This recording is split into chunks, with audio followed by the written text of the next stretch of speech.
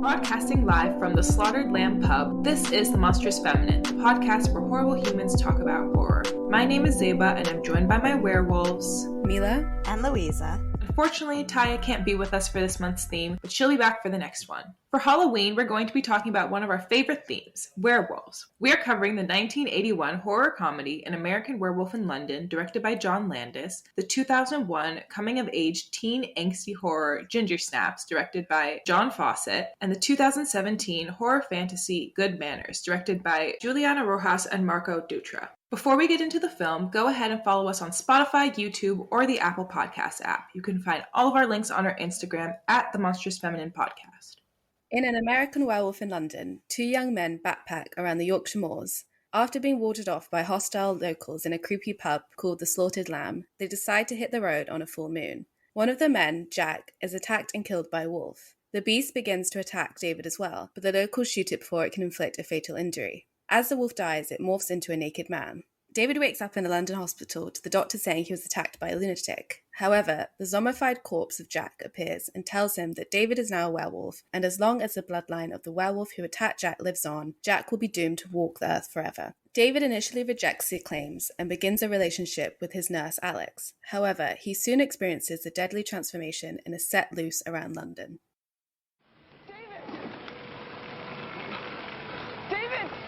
I'm going to the police. Jack was right. Jack is dead! Jack is dead and 6 people are dead. There's going to be a full moon tonight. I'm going to the cops. David, please be rational. Let's go to Dr. Hirsch. Yeah, be rational, sure. I'm a fucking werewolf, for Christ's sake. I watched this film on Amazon Prime. This is probably one of the only times I've paid attention to the interactive features that overlay over the video if you pause it, like the cast. I was engrossed into the general trivia that comes up, and I thought I would share some of my favorites. Yes, please do. Wait, what movie were you watching? I was obviously watching this one, funnily enough. You just said a movie. I was like, wow, you just discovered Amazon Prime. You want to tell us all about it? I love that you were going to entertain that. You were like, okay, hon. When they arrive and they're hitchhiking off the back of that sheep cart, it was like geography error. It's said that they're in Northern England when they arrive, and when they go into the pub, everyone has Yorkshire accents, but the landscape is too mountainous to be in Yorkshire, and it was actually filmed in Wales. Well, that is interesting because I did actually think it was Wales initially, and then when I googled it, it said Yorkshire Moors, and I was like, oh, I wasn't paying attention to accents. I'm a dummy. I was like, oh, it just looked like Wales. I knew y'all were going to hit me with the UK specific knowledge for this one. I was like, I'm just going to sit back and not look nothing up. You say that as if you don't sit back and not look nothing up for every ep. But this specifically. So that initial transformation scene took 6 days to complete, roughly 10 hours a day spent on applying the makeup, 5 hours on set, 3 hours of taking off the makeup, and then it ended up being 7 seconds on screen. And the special effects artist, Rick Baker, apparently was not too pleased. It's so funny. Lacked screen time, great screen presence. I feel like we do not do good prosthetics anymore. We don't try. We just do CGI everything. And, I just love a good, makeup monster. But I do think about how many hours and hours and hours it takes. I think I hear about that with, all the creatures on, Doctor Who take fuck all forever hours. I never watched Doctor Who, but I watched a makeup show recently where they had somebody from Doctor Who come on. That is a lost art, I feel like, because it takes so long and probably so much money for what ends up being 7 seconds. I think it's so worth it. I mean, we always talk about this and how one of the things I love about 80s horror is just the gore, because I love how they do it. I think there's something this kind of tangibility about it rather than the most cool looking thing CGI can create. I kind of want that tangible. I want someone to watch someone stick their hands in goo and pull it out. You know what I'm saying? Oh my gosh, I keep thinking about The Fly this week recently. It's been haunting me.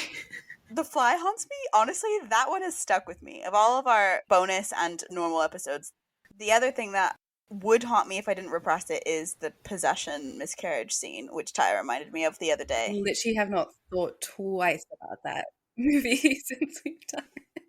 I inflicted the trauma on all of you, and I'm like, that like made no dent in my personal life. It was traumatic. I'm so sorry. Well, I'm not really. So basically, all of the songs in the soundtrack have the word moon in them. Van Morrison's Moon Dance is playing when they're like having sex. And then like the trivia thing popped up. And apparently John Landis wanted 3 other songs to add to the soundtrack. So there was Cat Stevens' Moon Shadow, but apparently he didn't allow it to be in the film because he had recently converted to Islam, and so he wasn't allowing like his secular music to be licensed to films. Bob Dylan wouldn't allow his version of Blue Moon to be in an R-rated film because he'd just started converting to Christianity at the time. And then he wanted like an Elvis Presley. It's literally Abraham conspiring against American Werewolf in London, all the religions. So at the end, the very end, in Piccadilly Circus, when the werewolf is let loose, John Landis told some of the effects crew he wanted the head of Inspector Villiers to be thrown across the hood of a car.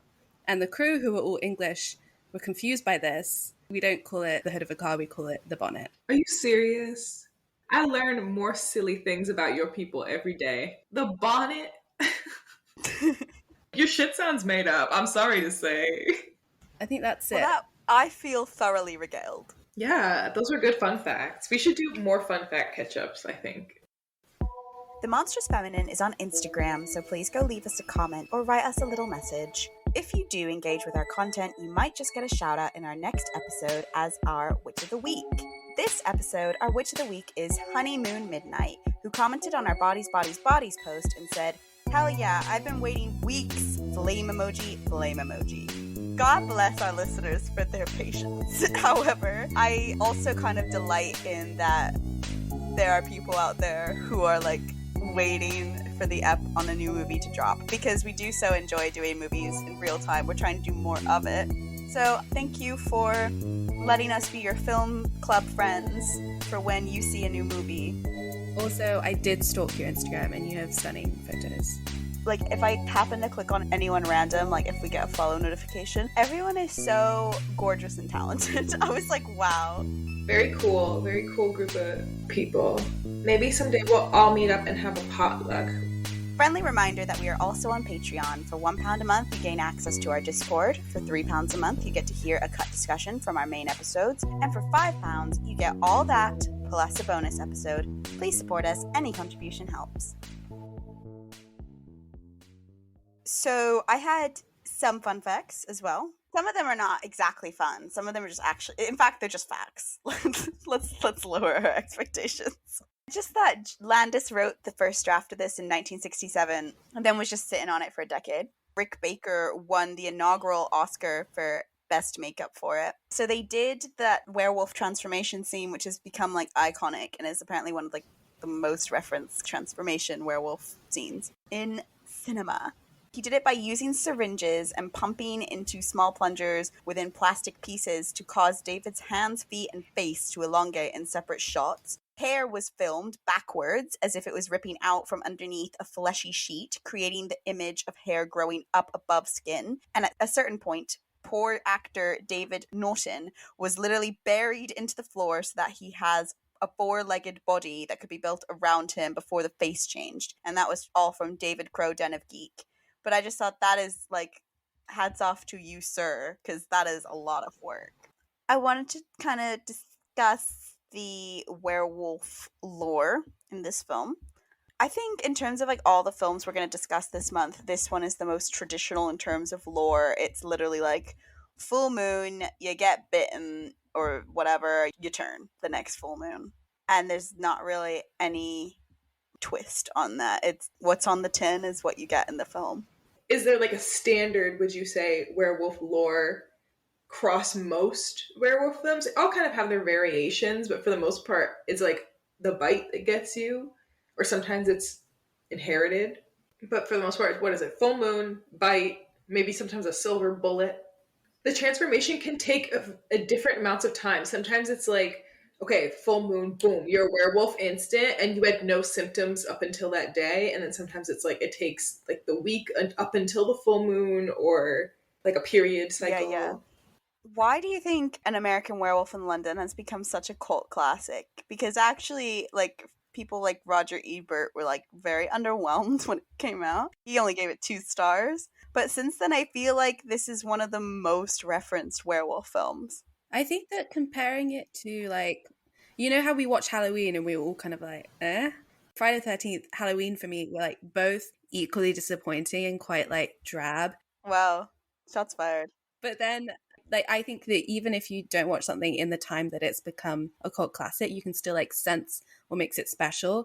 And for this film, I think that we've already talked about how the special effects were amazing.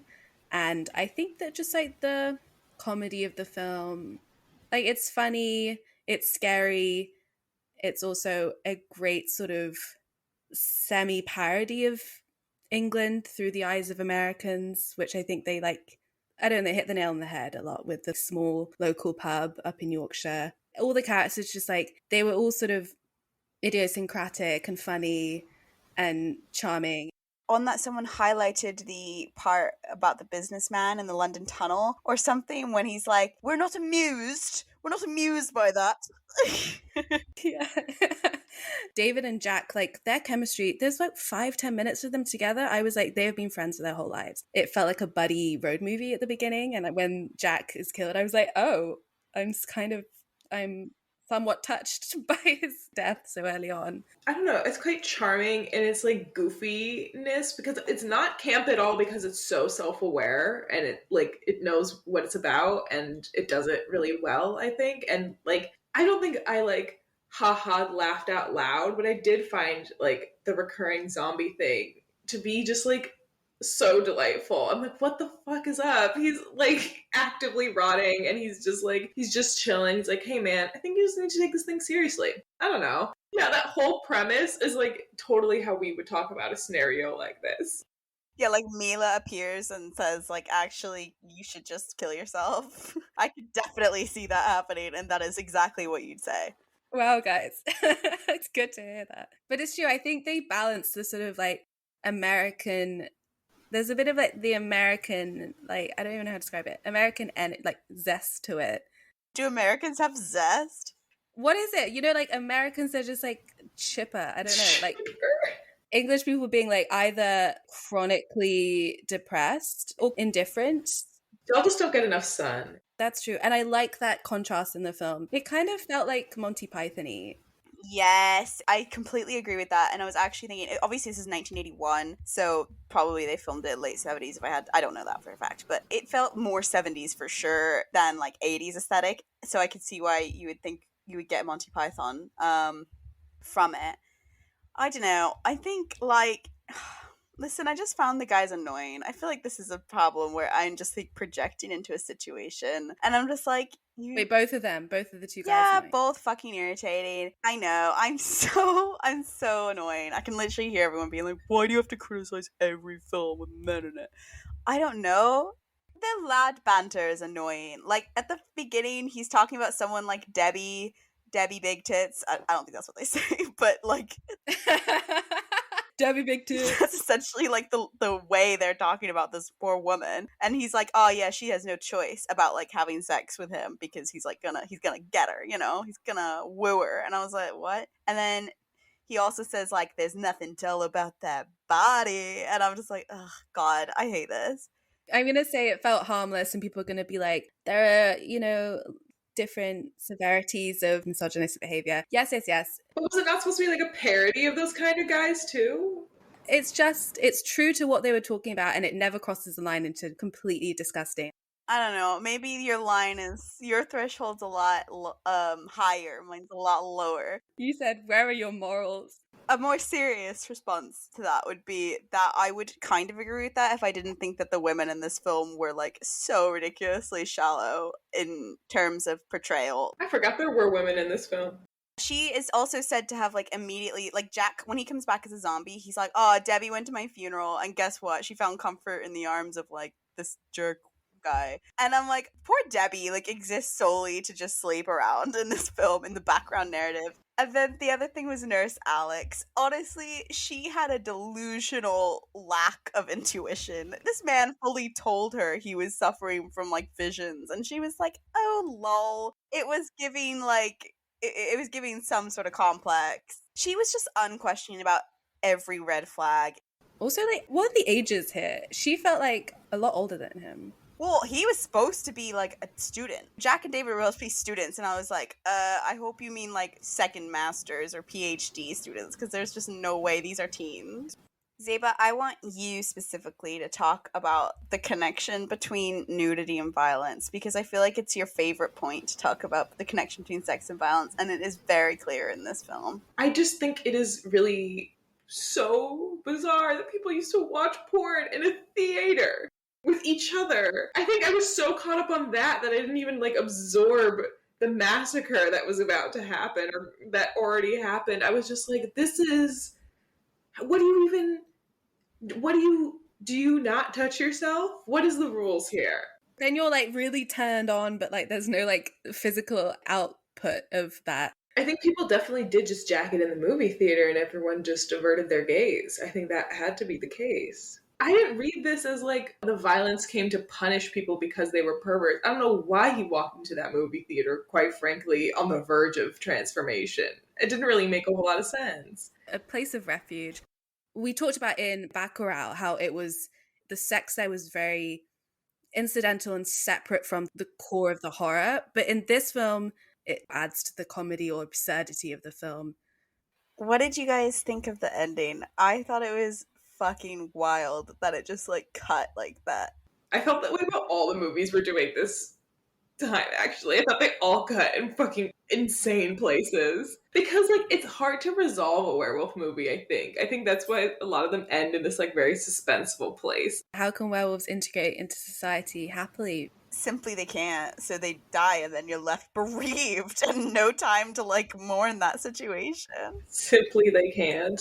Pat Reed for Empire Online, like, basically kind of thought this was, like, an example of where the horror and haha don't blend well. For example, the sight of an anguished gutter weeping for David, shot by police marksman, is immediately followed by the Marshals' Rama-Lama version of Blue Moon. As if to say, it's alright folks, it was only a movie. And they kind of say that kind of doesn't land. I think it did land, because contrary to that writer, because I was just so shocked by it. I was like, are we done? Are we finished? Yeah, I don't know. I think you do root. Do I root for him? Maybe not. How did I want it to end then? Because I don't actually think... I think it's more just because it subverted my expectation of what I thought it would end. It wasn't so much I was like invested in necessarily them resolving it peacefully.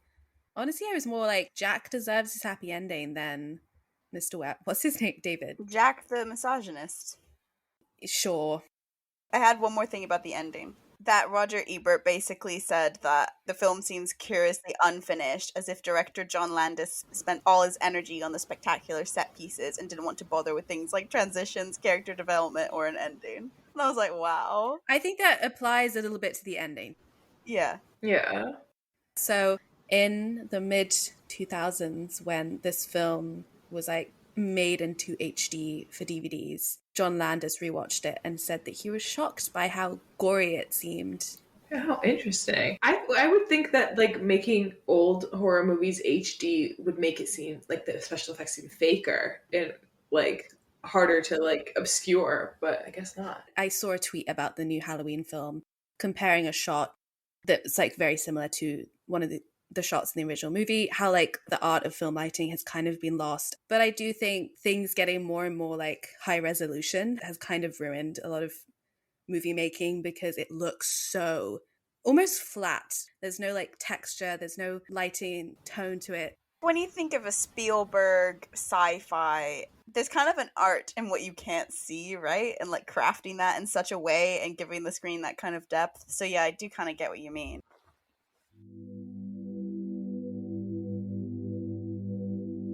Thank you for listening to The Monstrous Feminine. Be sure to follow us on Instagram, SoundCloud, and Spotify at The Monstrous Feminine Podcast and on Twitter at The MonFemPod. Subscribe to our YouTube channel, rate and review us on Apple Podcasts and Spotify, and follow us on TikTok at The Monstrous Feminine Pod for podcast clips and more fun. Brooms up, witches out.